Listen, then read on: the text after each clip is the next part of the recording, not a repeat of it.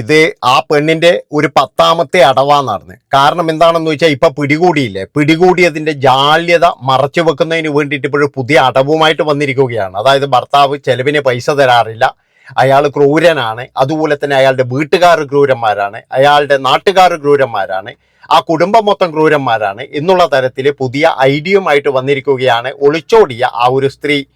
ആലോചിച്ച് നോക്കണം നിങ്ങൾ. അതായത് അവർ ഇന്നിപ്പോഴും വാളയാറിൽ വെച്ച് പിടികൂടി, നമുക്ക് എല്ലാവർക്കും അറിയാലോ.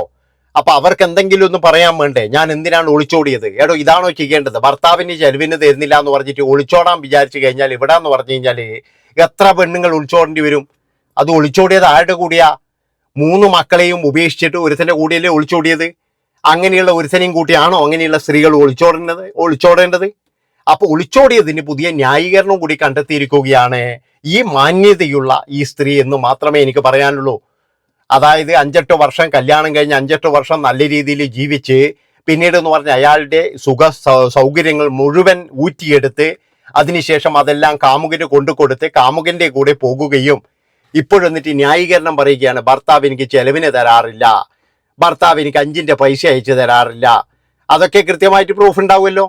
അതായത് ഇയാൾ അങ്ങനെ ഒരു മോശപ്പെട്ട ഒരു വ്യക്തിയാണെന്ന് എനിക്ക് തോന്നുന്നില്ല. അയാൾ ആകെ ആവശ്യപ്പെട്ട ഒരു കാര്യം ഇത് മാത്രമാണ്, എൻ്റെ ഭാര്യ പോയിക്കോട്ടെ, എനിക്ക് കുഴപ്പമില്ല, ഭാര്യ പൊക്കോട്ടെ, പക്ഷെ എൻ്റെ മകനെ എനിക്ക് തിരിച്ചു കിട്ടണം എന്ന് മാത്രമാണ് ആ ഒരു പാവം മനുഷ്യൻ ആവശ്യപ്പെട്ടത്. അതുകൊണ്ട് തന്നെയാണ് അയാൾ പരാതി പറയാൻ നിർബന്ധിതനായത്. ഒരു വകയിലുള്ള ആണുങ്ങളൊന്നും ഇങ്ങനെ വന്നിട്ട് പരാതി പറയത്തില്ല. അതായത് ഭാര്യ ഒളിച്ചോടി പോയി കഴിഞ്ഞാൽ ആ പോട്ടെ പുല്ല് എവിടെയെങ്കിലും എന്ന് മാത്രമേ വിചാരിക്കത്തുള്ളൂ. പക്ഷെ അയാൾക്ക് മനസ്സിലായി എൻ്റെ മകനെ എനിക്ക് തിരിച്ചു വേണമെന്ന്. അതിനു വേണ്ടിയിട്ട് മാത്രമാണ് ആ മനുഷ്യൻ പരാതി വരെ കൊടുക്കാൻ തയ്യാറായത്. അത് നിങ്ങളൊന്ന് മനസ്സിലാക്കണം. എന്നിട്ട് ഇപ്പോൾ അയാൾക്കെതിരെ വരെ കളിക്കാൻ വേണ്ടിയിട്ട് ഇപ്പോഴേ പഴയ ചീഞ്ഞളിഞ്ഞ കാര്യവുമായിട്ട് വന്നിരിക്കുകയാണ്. അയാൾ ചെലവിന് തരാറില്ല, അയാൾ 5ന്റെ പൈസ എനിക്ക് തരാറില്ല, അയാളുടെ സഹോദരി വളരെയധികം മോശമായിട്ട് എന്നോട് പെരുമാറാറുണ്ട്. എന്തൊരു മനുഷ്യന്മാരാണോ ഇതെല്ലാം ഇടുന്നത്? അതിൻ്റെ ഒന്നും വാക്ക് കേൾക്കാൻ വരെ നിൽക്കരുത് എന്നാണ് എനിക്ക് പറയാനുള്ളത്.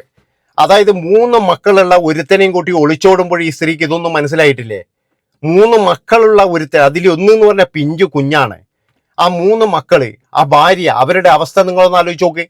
ഈ വേട്ടാവളിന് എന്ന് പറഞ്ഞാൽ പിന്നെ നാണവും മാനവും ഇല്ല. അതായത് ഈ മൊബൈൽ ഷോപ്പ് ഉടമയ്ക്ക് നാണവും മാനവും ഉളുപ്പ് എന്ന് പറയുന്ന ഒരു സാധനമില്ല. അതുകൊണ്ടാണല്ലോ അവരിപ്പോൾ ഏതായാലും പിടികൂടി അവരുടെ നാട്ടിലേക്ക് കൊണ്ടുവന്നിട്ടുണ്ട്. അപ്പൊ ഇനി അങ്ങോട്ടെന്ന് പറഞ്ഞു കഴിഞ്ഞാൽ ചിലപ്പോൾ ഈ കുഞ്ഞിനെ ഇയാൾക്ക് കൊടുക്കുമെന്നാണ് എനിക്ക് തോന്നുന്നത്. അതുമാത്രവുമല്ല, ഈ സ്ത്രീയുടെ അവസ്ഥ എന്ന് പറഞ്ഞു കഴിഞ്ഞാൽ മിക്കവാറും കട്ടപ്പുകയാണ്. മറ്റവനെ കാമുകനെ എങ്ങനെയായാലും എൻ്റെ ഭാര്യ വീട്ടുകാർ കൊണ്ടുപോകും, അതുറപ്പാണ്. നടന്നത് അങ്ങനെ സൂചിപ്പിച്ചിട്ടൊന്നും വിടാൻ പറ്റൂല. 3 മക്കളെ അങ്ങനെ ഇതാക്കിയിട്ട് നീ ഏടെങ്കിലും പോയിട്ട് ഞാനൊന്ന് സൂയിക്കട്ടെ എന്ന് പറഞ്ഞാൽ അതൊന്നും നടക്കുന്ന കാര്യമില്ല. ഇവിടെ എല്ലാത്തിനും എന്ന് പറഞ്ഞു കഴിഞ്ഞാൽ സിസ്റ്റവും കാര്യങ്ങളെല്ലാം ഉണ്ട്. അതുകൊണ്ട് അതൊന്നും നടക്കുന്ന കാര്യമല്ല മോനെ റാഫി, അതൊന്നും നടക്കൂല. അത് ഉറപ്പായിട്ടാണ്. നിന്റെ എല്ലാ ജംഗമ സ്വത്തുക്കൾ മുഴുവൻ എന്ന് പറഞ്ഞു കഴിഞ്ഞാൽ നീ ആ പെണ്ണുങ്ങളെ അതുപോലെ തന്നെ എന്ന് പറഞ്ഞാൽ ഒരു 3 മക്കളെയും പേരിൽ എഴുതി കൊടുക്കേണ്ടി വരും. അത് എഴുതി കൊടുപ്പിക്കണം എന്നാണ് എനിക്ക് നാട്ടുകാരോട് പറയാനുള്ളത്. അതായത് നിങ്ങൾ ഒരിക്കലും എന്ന് പറഞ്ഞു കഴിഞ്ഞാൽ ഇതിന്റെ പുറകുന്ന് മാറരുത്. കൃത്യമായിട്ടെന്ന് പറഞ്ഞാൽ കുഞ്ഞുങ്ങൾക്കും കൂടി നീതി കിട്ടണമെന്ന്. ആ 3 കുഞ്ഞുങ്ങൾക്കും അതിൻ്റെ ഉമ്മക്കും ഇവർക്കും വരെ നീതി കിട്ടണം. അതായത് ഈ ഷഹല എന്ന് പറയുന്നവരെ ഭർത്താവിനോട് കൂടി തന്നെ ഇവർക്കും കൂടി നീതി കിട്ടണം.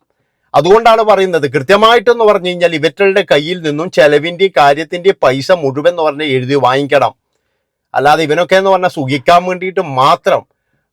വേണ്ടിയിട്ട് ഇവരൊക്കെ എന്ത് വേണമെങ്കിലും ചെയ്യും. അത് കഴിഞ്ഞാൽ പിന്നെ എന്ന് പറഞ്ഞാൽ കറിവേപ്പിലെ ചണ്ടി പോലെ വലിച്ചെറിയുക. ഇവനെ പോലെ ആൾക്കാരെ നമ്മൾ തിരിച്ചറിയുക തന്നെ വേണം. പിന്നെ വേറൊരു കാര്യം, ഇങ്ങനെയുള്ള സ്ത്രീകൾ വന്നിട്ട് പല നുണകളും പല ഇല്ലായ്മകളും ഇല്ലാക്കഥകളും പറയുവായിരുന്നു. ചിലപ്പോൾ ഇനി ഭർത്താവിന് പരസ്ത്രീ ബന്ധമുണ്ട് തന്നെ പറയുവായിരുന്നു. അങ്ങനെ ഉണ്ടെങ്കിൽ ഇതാണോ വേണ്ടത്? അതായത് ഭർത്താവ് ചെലവിന് തരുന്നില്ല, ഭർത്താവ് ഗൾഫിൽ നിന്ന് 5 പൈസ അയച്ചു തരുന്നില്ല എന്ന് പറഞ്ഞ് ഇവിടുന്ന് ഒളിച്ചോടാൻ തുനിഞ്ഞു കഴിഞ്ഞാൽ ഇവിടെ എത്ര സ്ത്രീകൾ ഒളിച്ചോടും? അതാണ് എനിക്ക് ചോദിക്കാനുള്ളത്.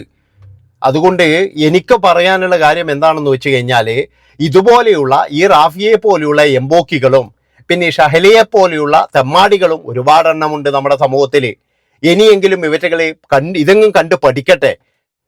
പിന്നെ വേറൊരു കാര്യം പറയാനുള്ളത്, അതായത് ഈ ഒളിച്ചോടി ജീവിക്കുക എന്നൊന്നും പറഞ്ഞു കഴിഞ്ഞാൽ നിങ്ങൾ വിചാരിക്കുന്ന പോലെ അത്ര വലിയ സുഖമുള്ള പരിപാടിയൊന്നും അല്ല.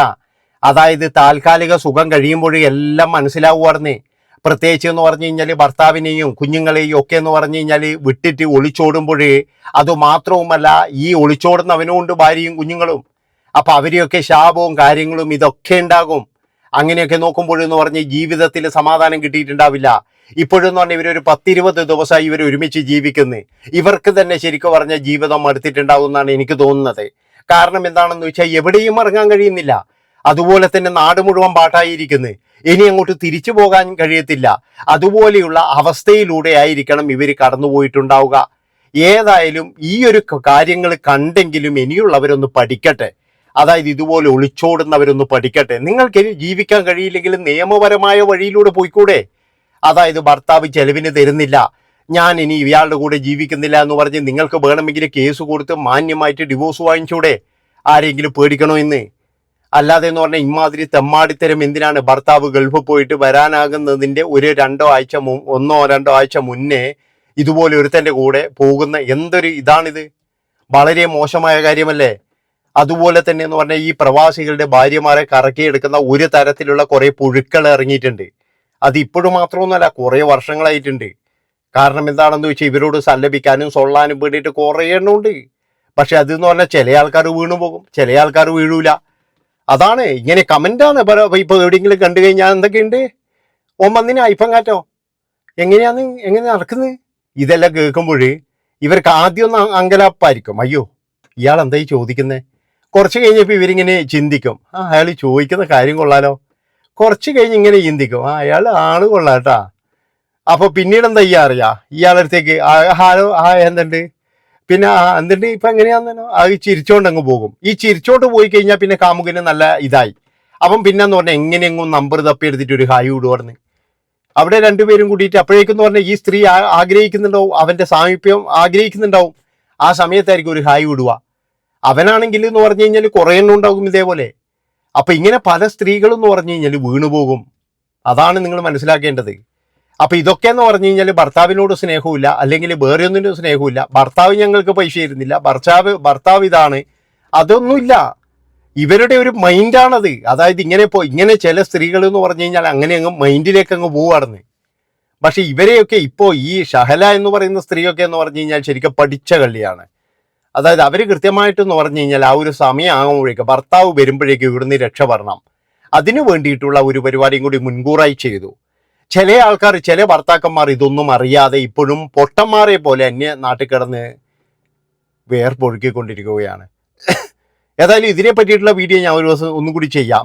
അതായത് കുറേ ഇതുണ്ട്, പ്രവാസികളുടെ ഭാര്യമാരെ കറക്കിയെടുക്കാൻ വേണ്ടി നിൽക്കുന്ന കുറേ ജന്മങ്ങൾ. അപ്പം അങ്ങനെ നമ്മുടെ നാട്ടിൽ ഇപ്പോഴെന്ന് പറഞ്ഞാൽ ഇതുപോലെയുള്ള ഒരുപാട് കേസുകൾ ഇങ്ങനെ വന്നുകൊണ്ടിരിക്കുകയാണ്, ഒരുപാട് ഡിവോഴ്സുകൾ ഇങ്ങനെ കൂടിക്കൊണ്ടിരിക്കുകയാണ്. അതിൻ്റെ ഇടയിലാണെങ്കിൽ ഓപ്പറേഷൻ തൂഫാൻ പോലെയുള്ള കാര്യങ്ങൾ നടന്നുകൊണ്ടിരിക്കുന്നത്. ഇതൊക്കെ എന്ന് പറഞ്ഞു കഴിഞ്ഞാൽ ഈ അവിഹിതവും അതുപോലെ തന്നെ ഇങ്ങനെയുള്ള പല കാര്യങ്ങളും ഇതിൻ്റെ ഇടയിലുണ്ട്. അപ്പം ഈ ചില ടീമുകളൊക്കെ എന്ന് പറഞ്ഞു കഴിഞ്ഞാൽ ഭർത്താവ് അയച്ച പൈസ കാണുന്നില്ല, ഭർത്താവ് അയക്കുന്ന പൈസ എവിടെയാണ് കൊണ്ടുപോയത് എന്നറിയില്ല എന്നൊക്കെ പറയുമ്പോഴും നിങ്ങളൊരു കാര്യം ആലോചിച്ച് നോക്കണം. ഇപ്പോഴും പിടിച്ചിരിക്കുന്നത് 3 ടീച്ചർമാരെയാണ്. ഈ ടീച്ചർമാർ MDMA ABCD കൊടുത്തിരിക്കുന്നത് ആണുങ്ങൾക്കല്ല, പെണ്ണുങ്ങൾക്കാണ്. പലതരത്തിലുള്ള പെണ്ണുങ്ങൾക്കും കൊടുത്തിട്ടുണ്ട്. അതിൻ്റെ അകത്ത് ചിലപ്പോഴും എന്ന് പറഞ്ഞു കഴിഞ്ഞാൽ ഈ പ്രവാസികളുടെ ഭാര്യമാരും ഉണ്ടാവും. അതാണ് നിങ്ങൾ ആലോചിക്കേണ്ടത്. അപ്പം അങ്ങനെയൊക്കെ എന്ന് പറഞ്ഞു കഴിഞ്ഞാൽ പ്രവാസികളുടെ പണം ഇവിടുന്ന് നല്ല രീതിയിൽ ചോർന്ന് മറ്റുള്ളതിലേക്ക് പോകുന്നുണ്ട്. അതുകൊണ്ട് എല്ലാവരും ഒന്ന് കരുതിയിരിക്കുക എന്ന് മാത്രമാണ് എനിക്ക് പറയാനുള്ളത്. വളരെയധികം കരുതിയിരിക്കണം. ഇല്ലെങ്കിൽ എന്ന് പറഞ്ഞാൽ നാളെ ഇപ്പോഴും എന്ന് പറഞ്ഞാൽ ഇന്നിപ്പോഴും ഇയാളുടെ കുടുംബത്തിൽ വന്ന ആളെ നമ്മളെ കുടുംബത്തിലും വരും. നന്ദി, നമസ്കാരം.